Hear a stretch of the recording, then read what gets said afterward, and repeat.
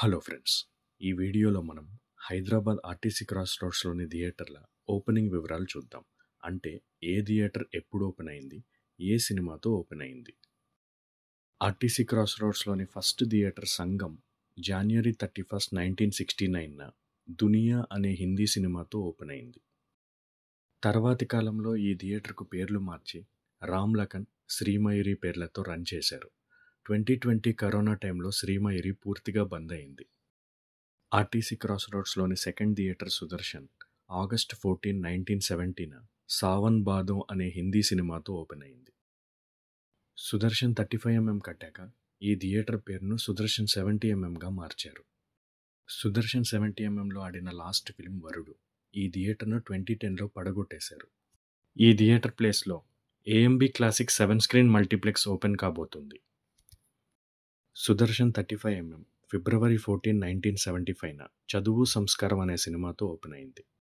RTC cross రోడ్స్‌లోని highest seating capacity theatre Sandhya 70mm జనవరి 19, 1979న 'షాలిమార్' అనే హిందీ సినిమాతో ఓపెన్ అయింది. సంధ్య 35mm ఏప్రిల్ 17, 1981న 'త్యాగయ్య' అనే సినిమాతో ఓపెన్ అయింది. దేవి 70mm జూన్ 12, 1981న కృష్ణంరాజు గారి 'టాక్సీ డ్రైవర్' సినిమాతో ఓపెన్ అయింది. ఓడియన్ 70mm ఏప్రిల్ 30, 1987న 'శృతిలయలు' సినిమాతో ఓపెన్ అయింది. RTC cross roads bus stop దగ్గర ఉన్న సప్తగిరి థియేటర్ ఫిబ్రవరి 12, 1988న అమితాబ్ గారి 'షహెన్షా' సినిమాతో ఓపెన్ అయింది. ఓడియన్ డీలక్స్ జనవరి 18, 1997న మణిరత్నం 'ఇద్దరు' సినిమాతో ఓపెన్ అయింది.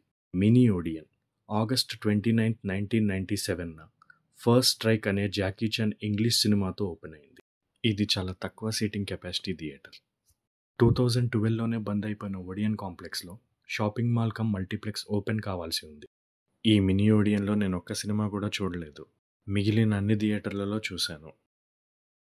మీరు వీటిలో ఏ థియేటర్లలో సినిమాలు చూసారో కామెంట్ చేయండి. అలానే మీకు ఇష్టమైన థియేటర్ ఏంటో చెప్పండి. ఈ వీడియో మీకు నచ్చినట్లయితే లైక్ చేయండి.